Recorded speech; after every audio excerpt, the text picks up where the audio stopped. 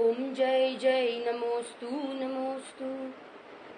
नमो अनंताणं नमो सिद्धाणं नमो आयर्याणं नमो अजायाणं नमो लोये सवसाहुणं चहुगति दुख जीव भरे हैं परिवर्तन पंच करे है सब विधि संसार असारा या मैं सुख नाही लगारा।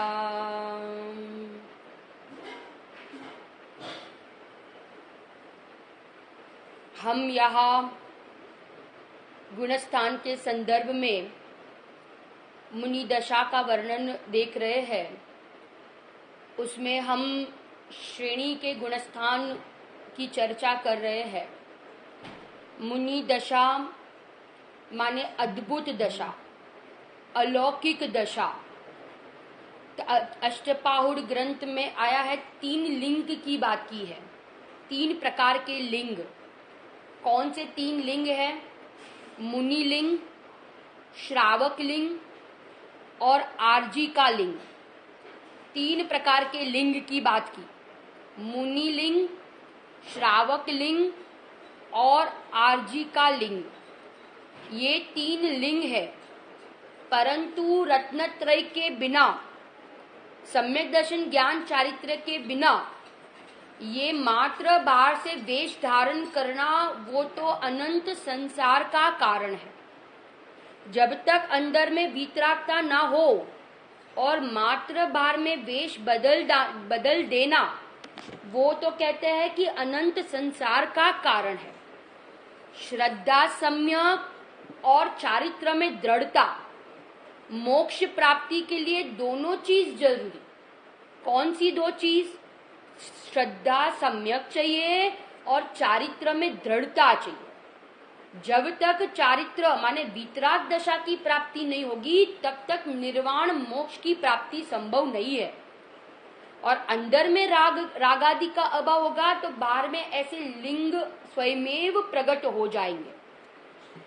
परद्रव्य की रुचि उसका नाम मिथ्यात्व, और स्वद्रव्य की रुचि उसका नाम सम्यक्त्व। परद्रव्य की रुचि अनंत काल संसार और स्वद्रव्य की रुचि अनंत काल मोक्ष। ज्ञानी कोई भी परद्रव्य में इष्ट अनिष्ट बुद्धि नहीं करते, और अज्ञानी नियम से इष्ट अनिष्ट बुद्धि किए बिना रहता नहीं। जिनको स्वभाव का अवलंबन है वो कभी परद्रव्य में क्या नहीं करते, तो कहते हैं राग और द्वेष नहीं करते। कितनी ऊंची दशा है, कितने भी उपसर्ग आ जाए, परिचय आ जाए, परंतु मुनिराज उस उपसर्ग और परिचय के बीच में भी अडिग रहते हैं, अडोल रहते हैं।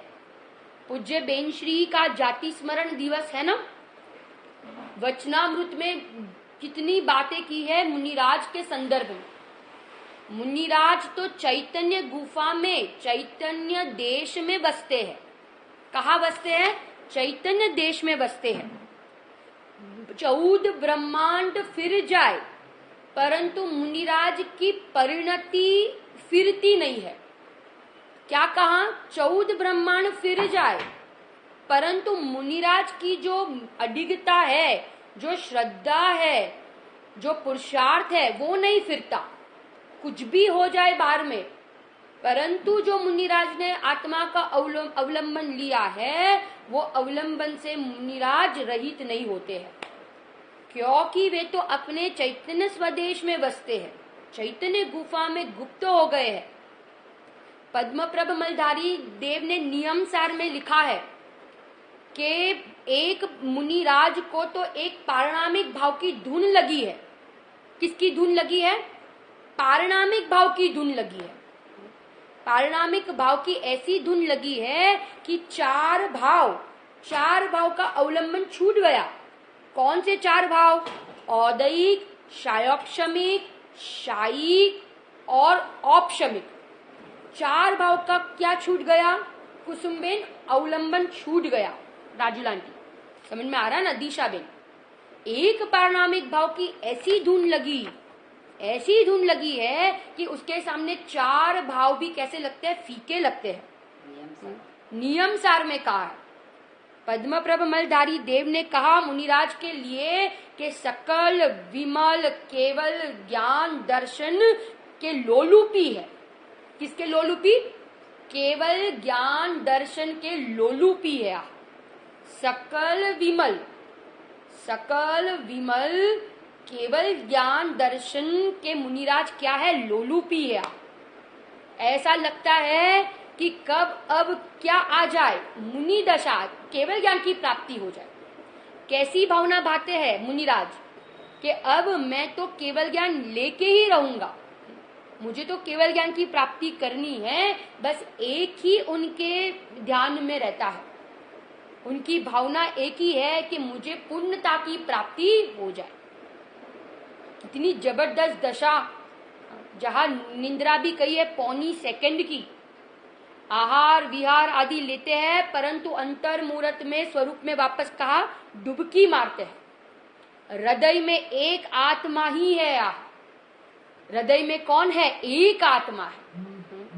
इतनी तो उनको शरीर के प्रति उपेक्षा वर्ती है। शरीर के प्रति अनुराधा आंटी क्या है? उपेक्षा है।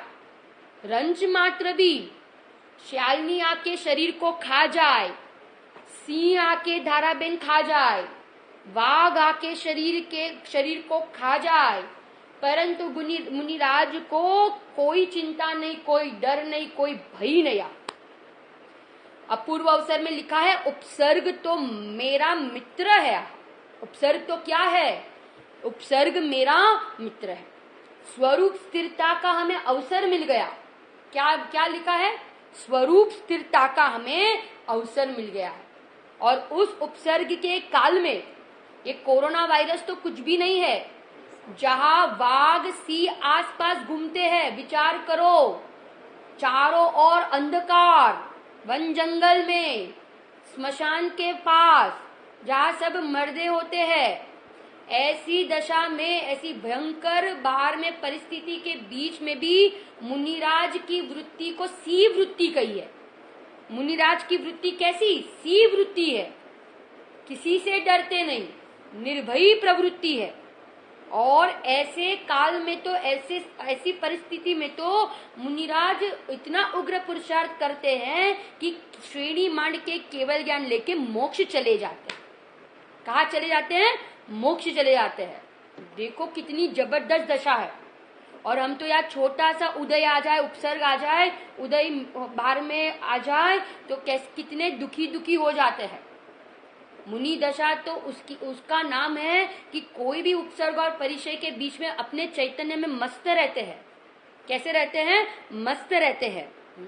हमें तो यहाँ एक चीज बार में छूटती है, जोशना की एक चीज बार में छूटती है तो कितने दुखी हो जाते हैं। मरण समय सब कुछ छूटने वाला है। क्या कहा बटी बेन? मरण समय में सब कुछ छूट जाएगा। अभी एक चीज का वियोग होता है तो कितने दुखी होते हैं, तो जब मरण समय सब कुछ छूट जाएगा तो तब कितने दुखी हो जाएंगे। इसलिए अभी क्या कर लो? भेद ज्ञान, तत्व निर्णय, ज्ञान स्वभाव का आश्रय लो। बारंबार मैं जानने वाला हूं, मैं करने वाला नहीं, तो संयोग का वियोग होगा तब भी हमें कोई दुखी करने में समर्थ नहीं। क्योंकि मैं शरीर वाला, ये परिणाम वाला, ये कर्म के उदय वाला, ये वाला मैं कभी हुआ ही नहीं। जब तक ये नहीं समझेंगे तब तक हम संसार से कभी छूट नहीं पाए। संसार खूब दुखमय दशा है और मोक्ष मार्ग, मोक्ष सुखमय दशा है। आर्थ और रौद्र ध्यान अनंत काल से किया, परंतु धर्म ध्यान की क्या नहीं की? धर्म ध्यान की प्राप्ति नहीं की। गुणस्थान का स्वरूप इसलिए समझते हैं कि हमें भी ऐसी मुनि दशा आए। वैराग्य के शिखर के शिखामणि है। वैराग्य महल के शिखर के क्या है? शिखामणि है। कल कहा था ना, साधक में कोई उत्कृष्ट जीव हो, मोनाली भाभी, तो कौन है वो? मुनिराज है। कौन है मेघा भाभी? मुनि दशा है, जो अब अल्प काल में ही कहा समावेश हो जाने वाला, उनका सिद्धों की टोली में समावेश हो जाने वाला है। ऐसी दशा, ऐसी अद्भुत दशा, निरपेक्ष दशा, स्वाधीन दशा, कोई प्रकार की आकुलता नहीं, निर्भर, जगत से कोई संबंध नहीं, अपने एक चैतन्य दुनिया में बसते हैं, बस एक ही काम है। क्या काम है? शुद्धोपयोग का काम। क्या काम है? एक काम मात्र, क्या? शुद्धोपयोग का काम है। शुभ भाव में आना, आते तो है, क्योंकि इतनी स्थिरता अभी नहीं है कि वो पूरे समय अंदर में टिक सके, तो शुभ उपयोग में आए, शास्त्र आदि लिखने के परिणाम आते हैं, परंतु 28 मूलगुण के परिणाम आए, परंतु कहते हैं कि वो हे लगते हैं, उनके प्रति उपेक्षा है। कहा था ना, छठा गुणस्थान 7वें में जाने की तैयारी करते। छठा गुणस्थान किसमें जाने की? 7वें में जाने की तैयारी करते हैं। छठे गुणस्थान का काल 7वें गुणस्थान से डबल, दोनों अंतर्मुहूर्त, परंतु आप लिखना 7वें से छठे का काल डबल। दूसरी भाषा में कहे तो छठे से 7वें का काल आधा। 7वें का काल कितना है? आधा, ठीक है ना? है अंतर्मुहूर्त। अंतर्मुहूर्त के कई प्रकार है, अंतर्मुहूर्त के बहुत सारे प्रकार है, ख्याल आ रहा ना? अब हम आगे, हमने कल 8वां 9वां 10वां गुणस्थान काजलबेन चालू किया था ना, और हमने उसका पूरा स्वरूप भी देख लिया था। 8वां गुणस्थान माने अपूर्व गुणस्थान। अपूर्व परिणाम जहाँ होते हैं, कैसे परिणाम? पूर्व में कभी प्राप्त नहीं किए ऐसे परिणाम जहाँ हो, उस गुणस्थान को कहते हैं अपूर्व करण गुणस्थान। अनिवृत्तिकरण गुणस्थान, जहाँ समान समय में सबके परिणाम समान होते हैं। और 10वें गुणस्थान का नाम है निशांति। कौन सा नाम है? सूक्ष्म सांप्राय, के जहाँ मात्र अब सूक्ष्म लोभ बाकी है। उस वीतराग परिणाम सहित वाला जो सूक्ष्म लोभ का उदय है, उस गुणस्थान को कहते हैं सूक्ष्म सांप्राय। 8वें गुणस्थान 9वें और 10वें में दो भेद हमने किए थे, दो भेद, दो उपशमक श्रेणी वाले और शपक श्रेणी वाले। श्रद्धा देखी थी हमने, तीनों गुणस्थान में श्रद्धा, तो दो ही श्रद्धा। कौन सी दो श्रद्धा? द्वितीय उपशम सम्यक्त्व और शायिक सम्यक्त्व। द्वितीय उपशम सम्यक दृष्टि कौन सी श्रेणी चढ़ेंगे? नियम से उपशम श्रेणी।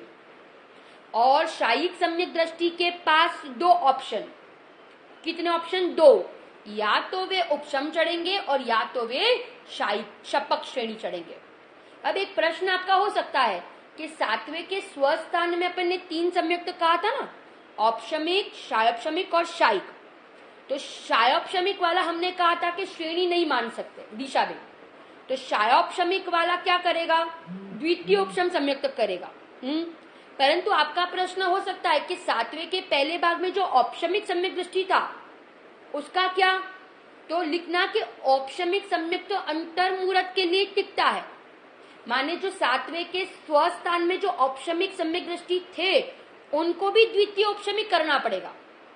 समझ में आ रहा है? पॉइंट समझ में आया? क्या कहा दिशा बेन? ख्याल आया? नहीं आया? वापस, जो 7वें के स्वस्थान वाले भाग था ना, पहला भाग, उसमें हमने कहा था औपशमिक, शायोपशमिक और शायिक तीनों सम्यक दृष्टि हो सकते हैं स्वस्थान में, 7वें के पहले भाग में। परंतु 7वें के दूसरे भाग में कौन होंगे? दो ही सम्यक दृष्टि, द्वितीय उपशम और शायिक। क्योंकि द्वितीय उपशम और शायिक सम्यक दृष्टि श्रेणी मान सकते हैं, शायोपशमिक सम्यक दृष्टि श्रेणी नहीं मान सकते, क्योंकि उसमें कहा था चल मल अगार दोष लगता है। ये तो सबको आई थिंक क्लियर है। परंतु आपका प्रश्न होगा कि 7वें के पहले भाग में जो औपशमिक सम्यक दृष्टि था ना, शायोपशमिक सम्यक दृष्टि ने तो द्वितीय उपशम कर दिया, शायिक वाले को तो कुछ करना ही नहीं, शायिक वाले तो श्रेणी मान सकते हैं। परंतु जो नॉर्मल औपशमिक सम्यक दृष्टि था, औपशमिक वाला, उसका क्या होगा? तो आप लिखना कि उस औपशमिक वाले को भी द्वितीय उपशम करना पड़ेगा, क्योंकि औपशमिक सम्यक टिकता है कितने समय टिकता है? अंतर्मुहूर्त। माने वो भी औपशमिक में से शायोपशमिक और फिर शायोपशमिक में से द्वितीय उपशम। औपशमिक में से सीधा द्वितीय उपशम नहीं करेगा, औपशमिक अंतर्मुहूर्त के लिए टिका, फिर शायोपशमिक में आए और फिर शायोपशमिक में से द्वितीय उपशम किया। फिर से मैं ये पॉइंट बोलती हूँ, एक बार फिर से बोलती हूँ, देखो आपको समझ में आ जाएगा, है ना। थोड़ा ध्यान से समझो।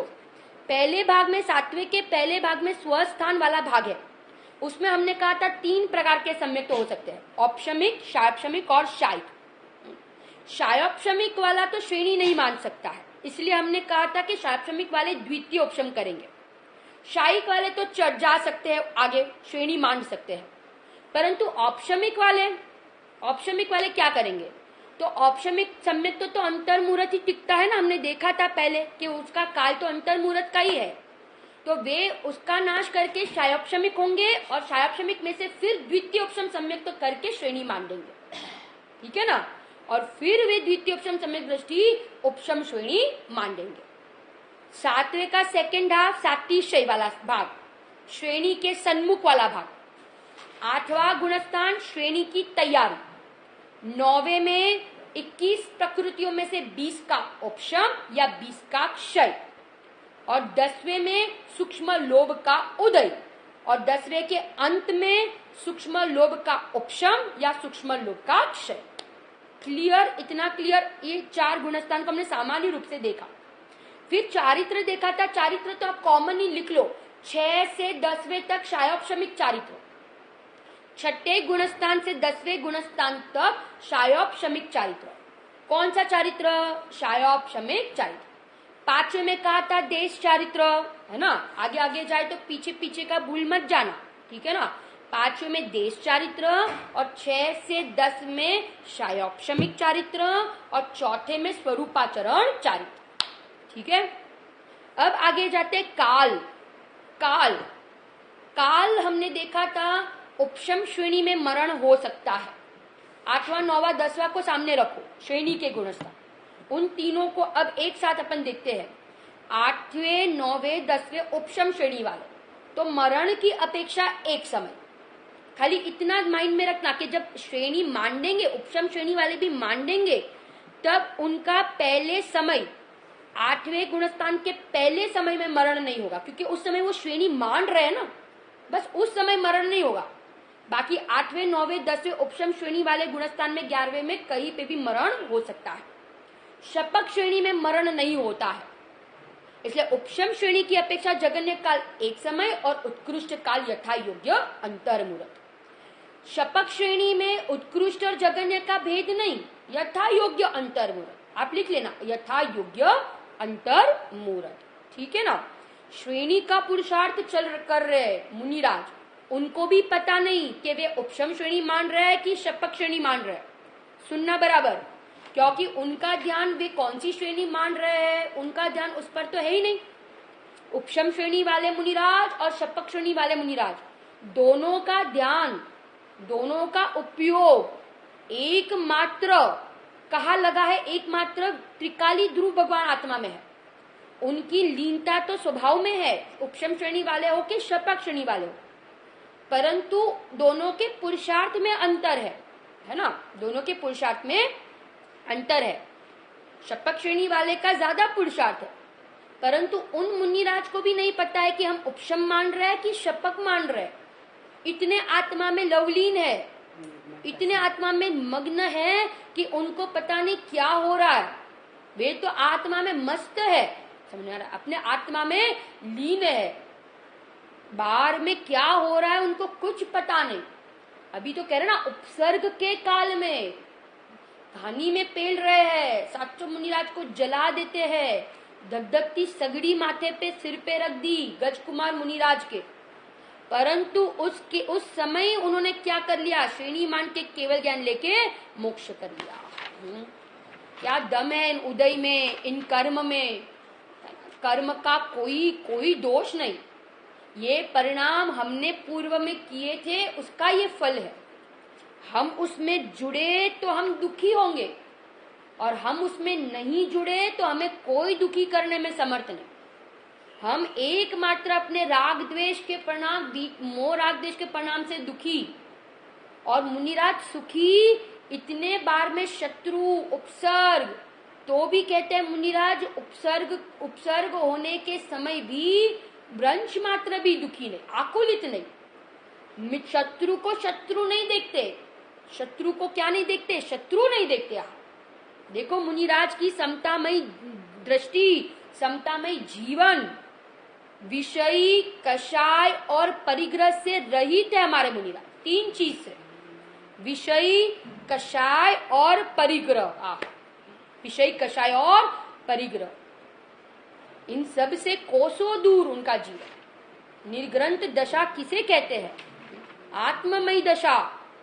कैसी दशा है? आत्ममयी दशा। अब यह कहते हैं कि यहाँ पे कहा कि काल बता रही थी कि काल यथा योग्य अंतर्मूर्त। अब हम जाते हैं उसका गमनागमन, तीनों का हमने कल देखा था। अब आ जाओ विशेष अपेक्षा विचार के।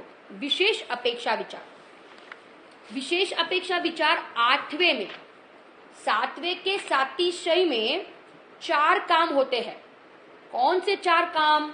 देखना परिणामों की कितनी निर्मलता बढ़ गई कि 4 काम होते हैं।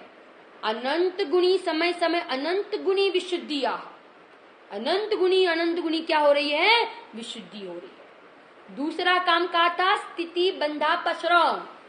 कौन सा काम है? स्थिति बंधापसरण।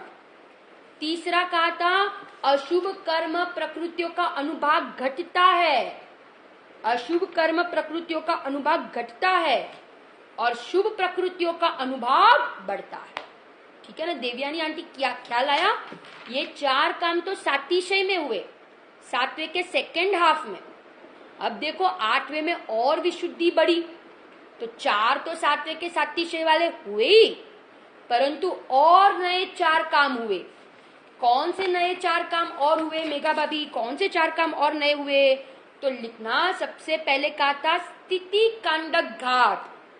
कौन सा काम? स्थिति कांडक। अपन ने कल देखा था ना, स्थिति बंधापसरण और स्थिति कांडक घात में अंतर। स्थिति बंधापसरण माने नए कर्मों की स्थिति, कम स्थिति वाले बंधना, और स्थिति कांडक घात माने सत्ता में पड़े हुए कर्मों की स्थिति का घटना। अनुभाग कांडक घात, अशुभ। दूसरा काम अनुभाग कांडक घात, अशुभ कर्म, धाराबेन अशुभ कर्म का अनुभाग घटता है। अशुभ कर्म का अनुभाग घटता है। देखो पूरा ये परिणाम के ऊपर सब आधारित है। जैसे परिणाम हम करते हैं कर्म में ऑटोमेटिक स्वयं में भी ये सब प्रक्रिया होती है। कर्म में कुछ करने नहीं जाना है अपने को, परंतु ये उत्कर्षण, अपकर्षण, संक्रमण, निर्जरा, ये सब कुछ अपने आप होता है। इसीलिए पंडित टोडरमल जी ने भी, है ना, और बेंश्री ने भी वचनामृत में कहा है कि परिणामों का फल ना मिले तो 14 ब्रह्मांड को शून्य होना पड़े। परिणामों की संभाल, क्योंकि परिणाम और कर्म के बीच में घनिष्ठ निमित्त नैमित्तिक संबंध है। कौन से संबंध है? घनिष्ठ निमित्त नैमित्तिक संबंध। आप देखो मुझे बेंश्री का जाति स्मरण दिवस है ना, कितनी छोटी उम्र में कितने वैरागी जीव, एक तो पूर्व के संस्कार लेके आए थे, महाविदेह क्षेत्र से आए थे, परंतु इतनी छोटी उम्र में उनको एक आत्मा की कितनी तालावेली थी, आत्मा की प्राप्ति की। माने जब तक आत्मा प्राप्त नहीं हुआ था उनको चैन नहीं पड़ता था। कितना दुख लगता है ज्ञानी को। ज्ञानी होने के पहले की दशा भी कैसी कैसी होती है। एक कहा है ना श्रीमद जी ने, एक मन मा बीजू कोई रोग नहीं, एक काम आत्मार्थी नु, है ना।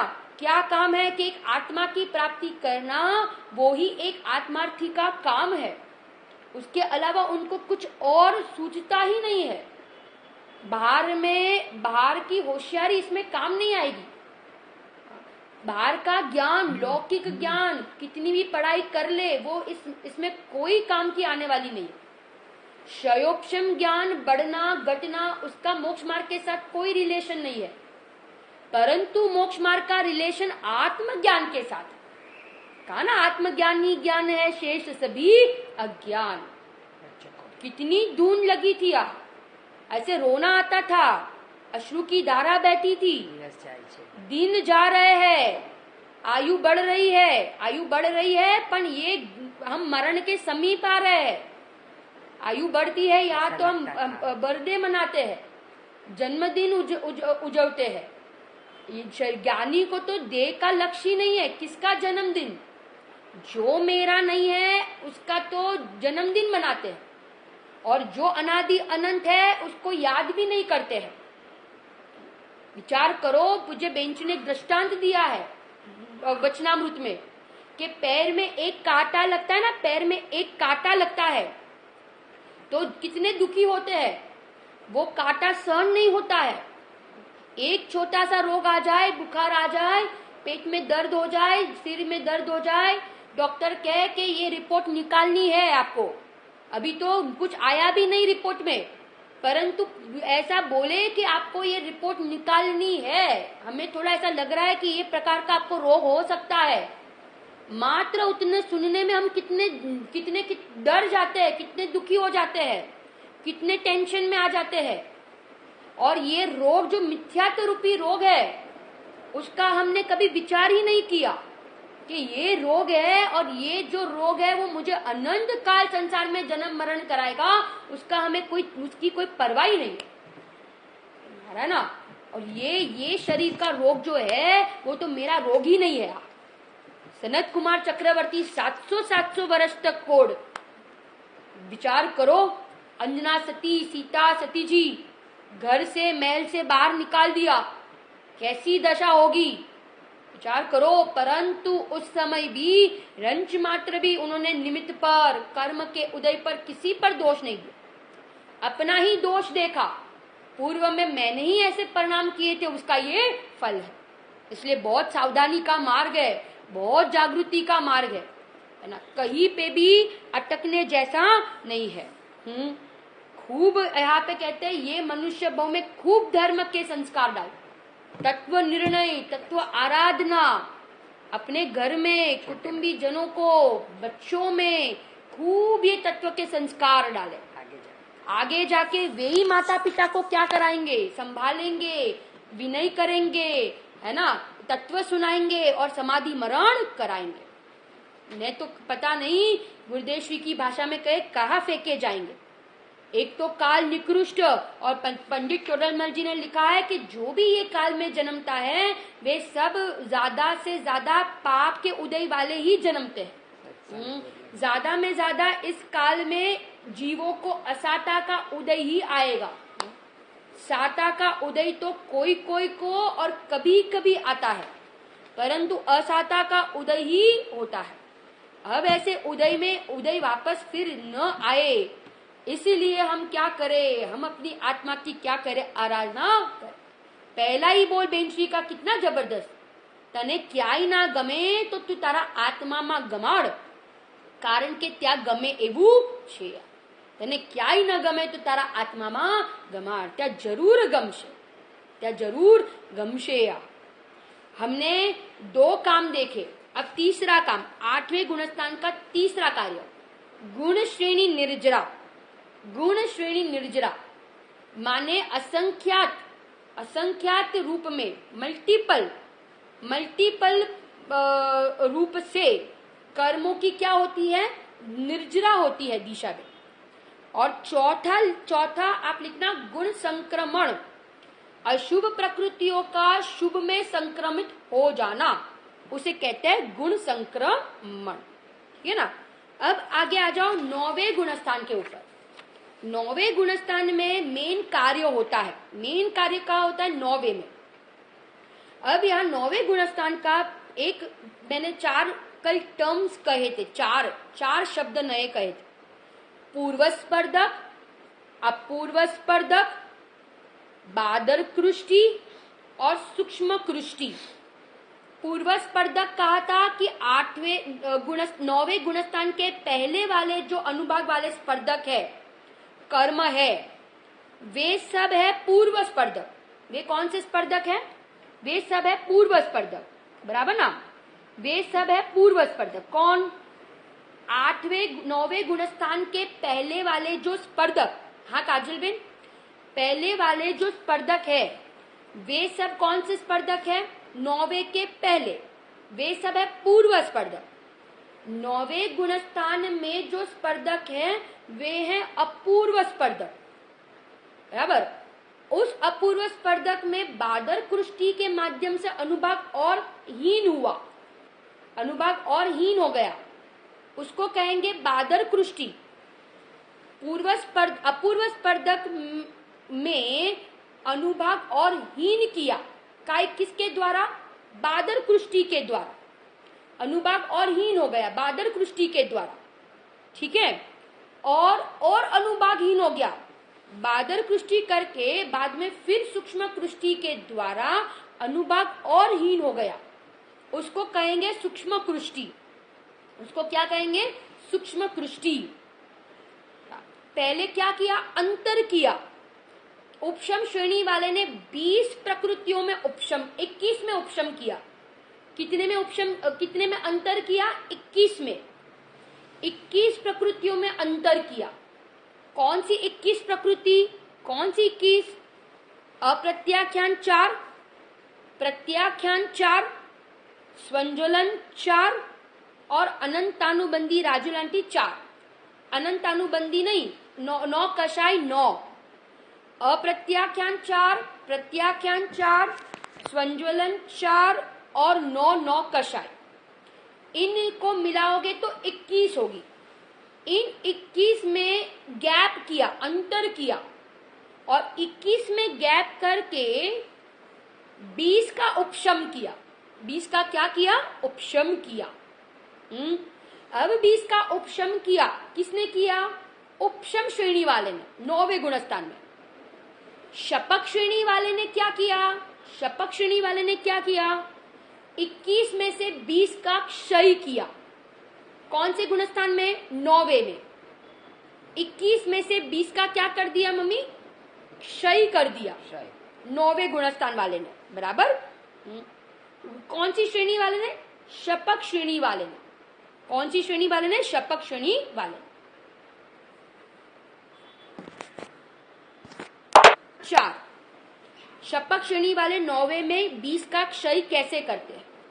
अप्रत्याख्यान 4, प्रत्याख्यान 4, उन 8 को, टोटल 8 हुए ना, अप्रत्याख्यान 4, प्रत्याख्यान 4, उन 8 को स्वंज्वलन, क्रोधमान, माया, लोभ और पुरुष वेद में कन्वर्ट कर दिया। उन 8 को स्वंज्वलन, क्रोधमान, माया, लोभ और पुरुष वेद में कन्वर्ट कर दिया। किस में कन्वर्ट कर दिया? स्वंज्वलन, क्रोधमान, माया, लोभ और पुरुष वेद में कन्वर्ट कर दिया। तो सत्ता में से अप्रत्याख्यान का नाश हो गया। ठीक है। अब 3 प्रकार के जो दर्शनावर्णी कर्म की 3 प्रकृतियां भी बाकी है। बराबर। 3 बाकी, निद्रा, निद्रा, प्रश्ला और स्त्यान वृद्धि। ये 3 जो है ना, इन 3 का क्षय कर दिया। इन 3 कर्मों का क्या कर दिया? क्षय कर दिया। फिर से दर्शनावर्णी की 3, इन 3 का क्या कर दिया? क्षय कर दिया। ऊपर जो 8 बताई, अप्रत्याख्यान, प्रत्याख्यान 4 4 8, उसको कन्वर्ट किया किसमें? स्वंज्वलन 4 और पुरुष वेद में। निद्रा, निद्रा, प्रश्ला और स्त्यान वृद्धि, दर्शनावर्णी की 3, इनको क्षय कर दिया, इनका नाश कर दिया। ठीक है। अब आगे लिखना, जो स्त्री वेद है, स्त्री वेद और नपुंसक वेद, स्त्री वेद और नपुंसक वेद, उनको पुरुष वेद में कन्वर्ट कर दिया। स्त्री वेद और नपुंसक वेद, उनको पुरुष वेद में कन्वर्ट कर दिया। क्या किया? स्त्री वेद और नपुंसक वेद को किस में कन्वर्ट किया? पुरुष वेद में कन्वर्ट कर दिया। ठीक है ना। स्त्री वेद और नपुंसक वेद, उनको पुरुष वेद में कन्वर्ट करके स्त्री वेद, नपुंसक वेद का नाश कर दिया। अब पुरुष वेद और हास्य आदि 6, अब 6 रहे ना, 9 कषाय में से 6 रहे, तो पुरुष वेद और 6 9 कषाय, पुरुष वेद और 6 9 कषाय, उनको स्वंज्वलन क्रोध में कन्वर्ट कर दिया। उनको स्वंज्वलन क्रोध किस में कन्वर्ट किया? स्वंज्वलन क्रोध कर्म में कन्वर्ट कर दिया। किसको संक्रमित कर दिया? किसको? पुरुष वेद और हास्य आदि 9 कषाय, उनको स्वंजलन क्रोध में संक्रमित कर दिया। स्वंजलन क्रोध को स्वंजलन मान में कन्वर्ट कर दिया। स्वंजलन मान को स्वंजलन माया में कन्वर्ट कर दिया और स्वंजलन माया को स्वंजलन लोभ में कन्वर्ट कर दिया। समझ में आया? ये सब एक एक एक एक एक एक में नाश करते गए। कैसे नाश किया? एक बार फिर से रिपीट करती हूँ। अप्रत्याख्यान 4 और प्रत्याख्यान 4, टोटल 8, इनको 2 में पहले कन्वर्ट कर दिया। किसमें? स्वंजलन क्रोधमान माया लोभ और पुरुष वेद में। ठीक है, 3 दर्शनावरणी का नाश कर दिया। उसके आगे स्त्री वेद और नपुंसक वेद को पुरुष वेद में कन्वर्ट किया। पुरुष वेद और हास्य आदि 6-9 कषाय, उनको स्वंजलन क्रोध में कन्वर्ट किया। स्वंजलन क्रोध को स्वंजलन मान में कन्वर्ट किया। स्वंजलन मान को स्वंजलन माया में संक्रमित किया और स्वंजलन माया को स्वंजलन लोभ में संक्रमित किया। ठीक है ना? स्वंजलन लोभ में संक्रमित किया। अब जो स्वंजलन लोभ कषाय है, स्वंजलन लोभ कषाय, ठीक है ना, उसकी हमने देखा था 9वें गुणस्थान में कि बादर कृष्टि, वो कृष्टि करके स्वंजलन लोभ जो है ना, उसको भी टुकड़े करके सूक्ष्म लोभ हो जाएगा। क्या हो जाएगा? सूक्ष्म लोभ। और 10वें गुणस्थान में आएंगे तो सूक्ष्म लोभ का उदय होगा। क्या होगा? सूक्ष्म लोभ का उदय होगा। क्लियर?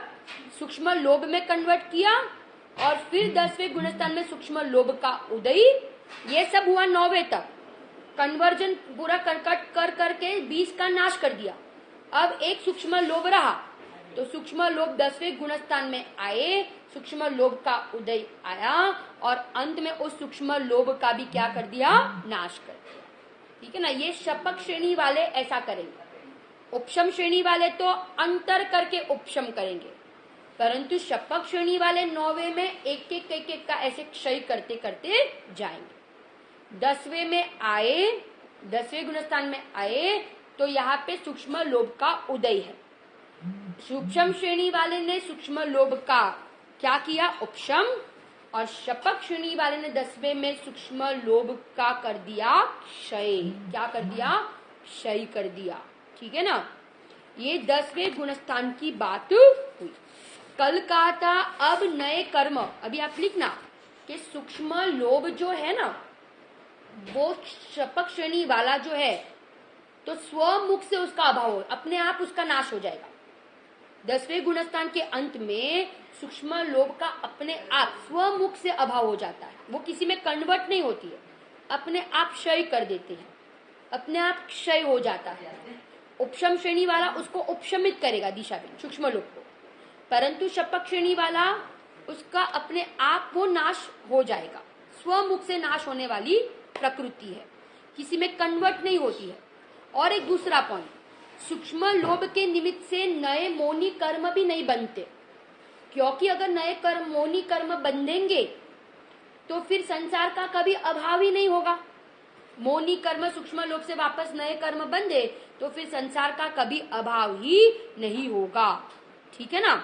इसीलिए अब जो 10वें गुणस्थान के परिणाम है उससे कौन सी नए कर्म प्रकृतियां बनती है? मोनी की नहीं बंधेगी, परंतु और कौन सी बंधेगी?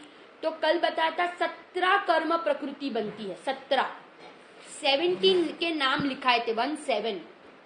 कौन से 17? मोनी नहीं बनती, परंतु और नई कौन सी बनती है? 17 नाम लिखाए थे। 5 ज्ञानावरणी, 4 दर्शनावरणी, 5 अंतराय, 1 उच्च गोत्र, 1 यश कीर्ति और 1 साता वेदनीय कर्म। आई रिपीट, 5 ज्ञानावरणी, 4 दर्शनावरणी, 5 अंतराय, 1 उच्च गोत्र, 1 यश कीर्ति और 1 साता वेदनीय। इतनी 17 प्रकृतियों का नया बंध होता है। कितने समय के लिए? अंतर्मुहूर्त की स्थिति वाले बंधते हैं, अंतर्मुहूर्त की स्थिति वाले, ठीक है ना। कितनी स्थिति वाले? अंतर्मुहूर्त की स्थिति वाले, क्योंकि अब अंतर्मुहूर्त के लिए रहने वाले हैं। 13वें में तो 13वें में क्या हो जाएगा? घाती कर्म का नाश हो जाएगा, ठीक है ना, वो हम बाद में देखेंगे। परंतु आप इतना खाली लिखना कि 10वें के अंत में जो सूक्ष्म लोभ के परिणाम के निमित्त से 17 कर्म प्रकृतियों का बंद होता है। कौन सी 17? वो मैंने अभी आपको गिनाई, ठीक है ना। 17 कर्म का बंद होता है। ऐसे हमने 8वां, 9वां और 10वें गुणस्थान का वापस एक बार हमने रिवीजन किया, एक अंतिम रिवीजन करके, एक अंतिम बात कहकर जो हमने ऑलरेडी बताई थी वो एक बार कह के हम यहाँ पे पूरा करेंगे। 7वें गुणस्थान को पहले लो। 7वें का सातिशय अप्रमत वाला भाग, सेकेंड हाफ, उसमें कहा था ऊपर के समय वाले और नीचे के समय वाले के परिणाम समान, असमान समय के परिणाम समान, और समान समय के परिणाम समान भी हो सकते हैं और असमान भी हो सकते हैं। धाराबेन, बराबर ना। समान समय के परिणाम समान भी बटी बेन और असमान भी, परंतु असमान समय के परिणाम समान, उसे कहेंगे अध प्रवृत्तकरण। अपूर्वकरण गुणस्थान में कहा था कि ऊपर नीचे के परिणाम नियम से असमान ही होंगे, दो मुनिराज के, बराबर ना। मैंने असमान समय के परिणाम नियम से असमान, परंतु समान समय के परिणाम, समान समय के परिणाम समान भी हो सकते हैं और असमान भी हो सकते हैं, परंतु असमान समय के परिणाम नियम से असमान और समान समय के परिणाम समान भी और असमान भी। अनिवृत्तिकरण में कहा था कि समान समय के परिणाम समान ही होंगे और असमान समय के परिणाम नियम से कोकिलांटी असमान ही होंगे। असमान समय के परिणाम असमान और समान समय के परिणाम नियम से समान ही होंगे। कौन से गुणस्थान में? अनिवृत्तिकरण गुणस्थान, ठीक है ना। कहा पे भी हो मुनिराज, परंतु अनिवृत्तिकरण के चौथे समय में दो मुनिराज आए तो उन दोनों के परिणाम कैसे होंगे? समान होंगे। ऐसे हमने 8वां, 9वां, 10वां गुणस्थान का स्वरूप हमने देखा। अब जो 11वां और 12वां गुणस्थान है उसकी हम चर्चा आज शाम के स्वाध्याय में करेंगे। पूर्ण वितरागता के गुणस्थान है, इसमें क्या होता है उसका हम पूरा स्वरूप, उसमें मरण होता है कि नहीं, उपशम श्रेणी, शपक श्रेणी वाले जो 11वें 12वें में पहुंचते हैं उनका क्या स्वरूप है ना, उनकी श्रद्धा चारित्र क्या है, विशेष अपेक्षा विचार क्या विशेषताएं है, उन सब की चर्चा हम आज शाम के स्वाध्याय में करेंगे। ऐसी दशा हमें भी प्राप्त हो, हम अपने स्वभाव को ना भूले। पूज्य बेंशी का जीवन हमारे लिए आदर्शमय है, ऐसे जीवन को हम आदर्श बना के हम अपना जीवन पवित्र, निर्मल, उज्जवल, मंगलमय बने और हम खूब आराधना करके रत्नत्रय की प्राप्ति करके हम इस मनुष्य भव को सार्थक कर दे। वापस हमें संसार में नहीं आना है, संसार में परिभ्रमण नहीं करना, इसलिए ये उपाय करके इस मनुष्य भव को हम क्या करें? सफल बनाए। इसी मंगल भावना के साथ मैं पूरा करती हूँ। अपने साथ अनुराधा आंटी है भावनागर के, तो अनुराधा आंटी वो आज एक भक्ति ले रहे हैं और राजुल आंटी बाद में जिनवानी स्तुति लेंगे। तो कोई भी अभी छोड़ के जाना मत, शांति से पहले आप भक्ति और जिनवानी स्तुति को सुनकर ही फिर निकलना, बराबर। मैं अनुराधा आंटी को बोलती हूँ कि वे एक पहले भक्ति ले। हाँ अनुराधा आंटी, मैंने आपको अनम्यूट किया है, आवाज आ रही है? हाँ राजुल आंटी को भी मैंने अनम्यूट किया। राजुल आंटी हाँ हो ना? हाँ आ रही है ना? हाँ आ रही है। अच्छा गाते हैं अनुराधा आंटी, भावनागर मंदिर में रोज पूजा कराते हैं, उधर विधान भी कराते हैं। सब शांति से अनुराधा आंटी और राजुल आंटी दोनों का सुन के फिर आप कॉन्फ्रेंस से लीव करना है ना। हाँ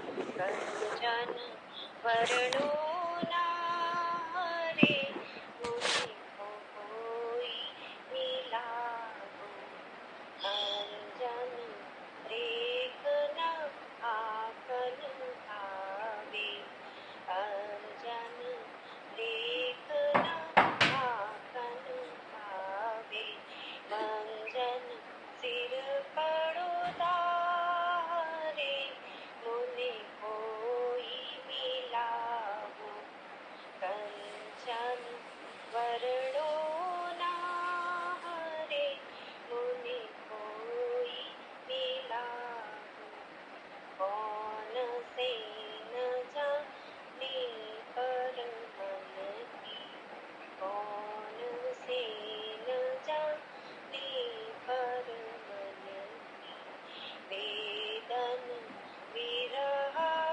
थारे मुनि कोई मिलावो वेदन विरह थारे मुनि कोई मिलावो थर थर ध्रुजे देहड़ी मारी थर थर ध्रुजे देहड़ी मारी जिम वानर पर मारे मुनि कोई मिलावो कंचन वर्णो नारे मुनि कोई मिलावो देहन गेहन नेहन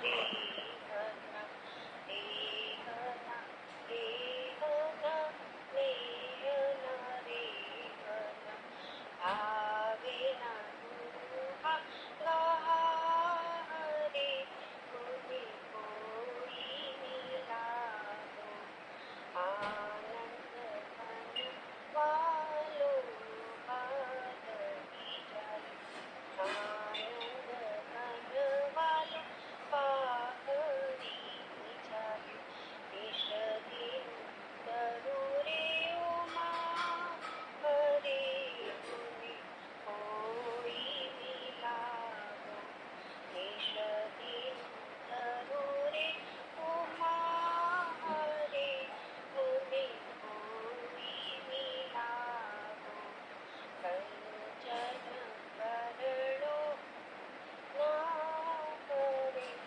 मुनि कोई बहुत बढ़िया। हाँ राजू आंटी, जिनवानी स्तुति।